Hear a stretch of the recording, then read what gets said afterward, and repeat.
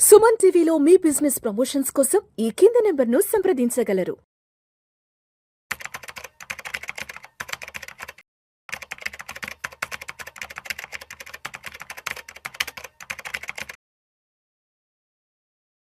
Sir Chakradhar గారు నమస్తే sir. Sir Chakradhar గారు, ఇప్పుడు చాలా మంది మీలాంటి ఫైనాన్షియల్ అడ్వైజర్స్ ఏం చెప్తుంటారంటే ఇన్వెస్ట్మెంట్స్ అనేది చాలా ఎర్లీ ఏజ్లోనే స్టార్ట్ చేయాలి, ఒక 25-26 సంవత్సరాలకంతా స్టార్ట్ చేయాలి, ఉద్యోగం వచ్చిన వెంటనే స్టార్ట్ చేయాలని చెప్తుంటారు. బట్ చాలా మంది ఏం చేస్తారంటే ఓ 40-45 వచ్చే వరకు కూడా రియలైజ్ కారు, అప్పటి వరకు కూడా ఇన్వెస్ట్మెంట్స్ గురించి ఆలోచించరు, అప్పటి వరకు కూడా రిటైర్మెంట్ ప్లానింగ్ గురించి ఆలోచించరు.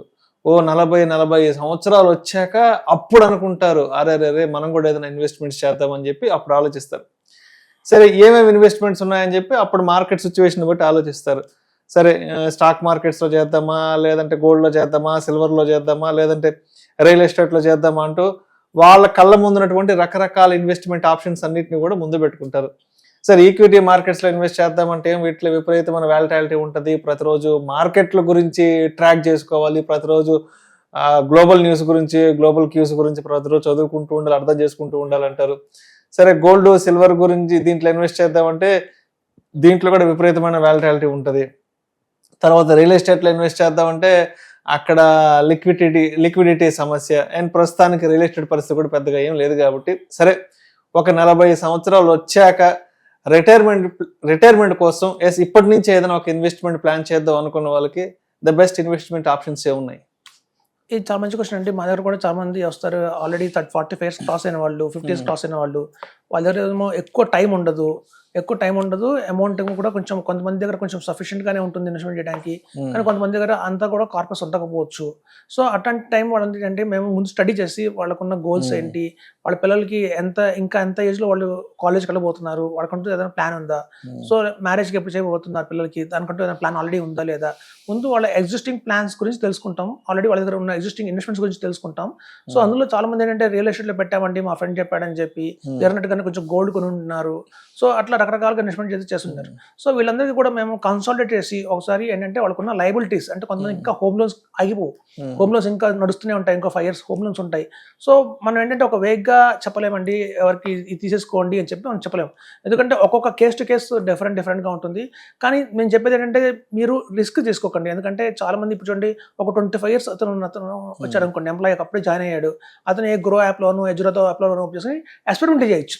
కానీ ఇప్పుడు ఇది ఎక్స్పెరిమెంట్ చేసే టైం కాదు, ఇంకా ఎక్స్పెరిమెంట్లు అన్నీ అయిపోయినాయి. అంటే 25 years నుంచి 30 years దాకా వాళ్ళ ఇష్టం ఎట్లా అయినా మనీ మీద ఎక్స్పెరిమెంట్ చేయొచ్చు. కొంతమంది ట్రేడింగ్ చేస్తారు, కొంతమంది ఇంట్రాడే చేసి చాలా పోట్టుకున్న వాళ్ళు ఉంటారు. సో చాలా దెబ్బలు తిన్న వాళ్ళు చాలా ఉంటారు. అలాంటి వాళ్ళు ఏంటంటే యంగ్స్టర్స్ చేయొచ్చు, యంగ్స్టర్స్కి ఇంకా టైం ఉంటుంది కాబట్టి ఒకవేళ బై రిస్క్ తీసుకున్న ఒకళ్ళు ఏదైనా అమౌంట్ కోల్పోయినా కూడా మళ్ళీ ఆ అమౌంట్ని రాబట్టుకోవడానికి వాళ్ళ టైం ఉంటుంది. కానీ 45 years వచ్చిన వాళ్ళందరూ చాలా కన్జర్వేటివ్గా ఉండాలి. ఇందులో ఆల్మోస్ట్ ఏంటంటే మనకి అక్యుములేషన్ ఫేజ్కి వచ్చేసి ఉంటారు వాళ్ళు. అంటే కొంతమంది ఏంటంటే మేము వాళ్ళు కొంచెం సంపాదించామండి, ఇక్కడి నుంచి ఫర్దర్గా మన అమౌంట్ పోకుండా గ్రో అవ్వాలి, ప్రిన్సిపల్ పోకుండా గ్రో అవ్వాలి. సో వీళ్ళకి ఏంటంటే ప్రిన్సిపల్ కూడా సేఫ్టీ కూడా మేము ఎక్కువ ప్రాధాన్యత ఇస్తాము. సో ఆ ప్రిన్సిపల్ ప్రాధాన్యత ఇచ్చి కూడా ఇన్వెస్ట్మెంట్ చేస్తాం.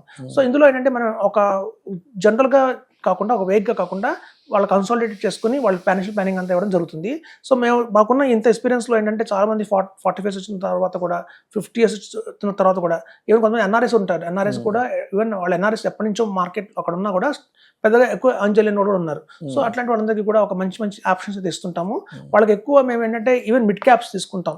మిడ్ క్యాప్స్లో కూడా 2 రకాల మిడ్ క్యాప్స్ ఉంటాయండి. కొన్ని మిడ్ క్యాప్లు ఏమో అగ్రెసివ్గా వెళ్తాయి, అంటే కొంచెం పడినా అలాగే పడతాయి, పైకి వెళ్ళినా అలాగే పడతాయి. కొన్ని మిడ్ క్యాప్లు కన్జర్వేటివ్గా ఉంటాయి. చాలా మంది మమ్మల్ని అడిగే క్వశ్చన్ ఏంటంటే, సార్ ఇండియాలో 20 fund houses ఉన్నాయి, 20 fund houses mid cap run చేస్తాయి, ఎవరికైనా అదే స్టాక్ ఎక్స్చేంజ్, అదే 250 కంపెనీస్, కానీ కొన్ని ఏమో 13-14% రిటర్న్ ఇస్తాయి, కొన్ని 6% రిటర్న్ ఇస్తున్నాయి. ఆ డిఫరెన్స్ అనేది చాలా ఎక్కువగా ఉంది. సో వీళ్ళు ఏంటంటే వేగ్గా ఒక ఛానల్ చూసి ఒక అడ్వైజర్ దగ్గర విని ఇన్వెస్ట్మెంట్ చేయకుండా ప్రాపర్గా ఎక్స్పీరియన్స్ ఉన్న ఫండ్ డిస్ట్రిబ్యూటర్ దగ్గరకు వస్తే మాత్రం మేము కంప్లీట్గా వాళ్ళకి ఒక ఇవ్వడం జరుగుతుంది, ఒక ప్లాన్ అయితే ఇవ్వడం జరుగుతుంది.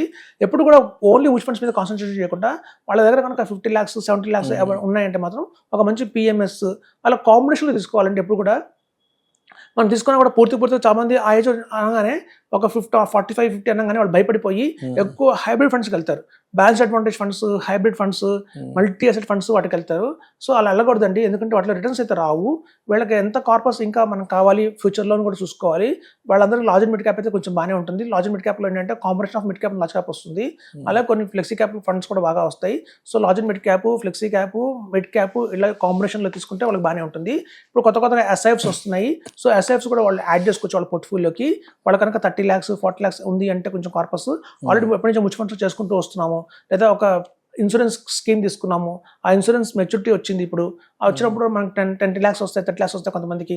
సో అట్లాంటి అమౌంట్ అన్ని కూడా ఒక ప్రాపర్గా ఒక గైడెన్స్ తీసుకొని కనుక ఇన్వెస్ట్మెంట్ చేస్తే ఇక్కడి నుంచి, ఎందుకంటే వాళ్ళ దగ్గర షార్ట్ టర్మ్ ఉంది. ఇప్పుడు చూడండి, మేము 20 years ఆఫ్ ఎక్స్పీరియన్స్ ఉంది మనకి. సో మా ఉన్న 20 ఏళ్ళ ఎక్స్పీరియన్స్ని వాళ్ళు డే 1 నుంచి వాడుకోవచ్చు.